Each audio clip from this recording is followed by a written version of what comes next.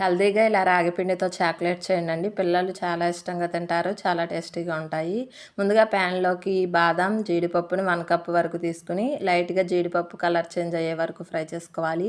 ఇప్పుడు అదే ప్యాన్‌లోకి tea spoon వరకు నెయ్యిని వేసుకొని 1 కప్ రాగి పిండిని వేసుకొని లైట్‌గా కలర్ చేంజ్ అయ్యే వరకు ఫ్రై చేసుకోవాలి. ఇప్పుడు ఒక గిన్నెలోకి వాటర్‌ని తీసుకొని వాటర్ మరుగుతున్నప్పుడు మరొక గిన్నెలోకి బెల్లం, కోకో పౌడర్, నెయ్యి 3 సమానంగా తీసుకోవాలండి.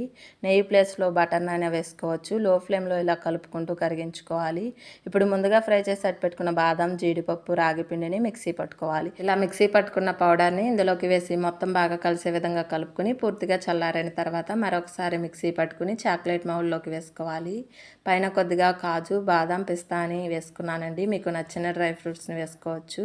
ఈ విధంగా రెడీ చేసుకున్న చాక్లెట్ మౌల్డ్స్ని ఒక 10 to 20 మినిట్స్ ఫ్రిడ్జ్లో పెట్టుకుంటే రెడీ అయిపోతాయండి. అంతేనండి, చాలా సింపుల్గా ఇంట్లోనే హెల్తీగా ఇలా రాగి పిండితో చాక్లెట్ చేస్తే పిల్లలు చాలా ఇష్టంగా తింటారు. చాలా టేస్టీగా ఉంటాయి.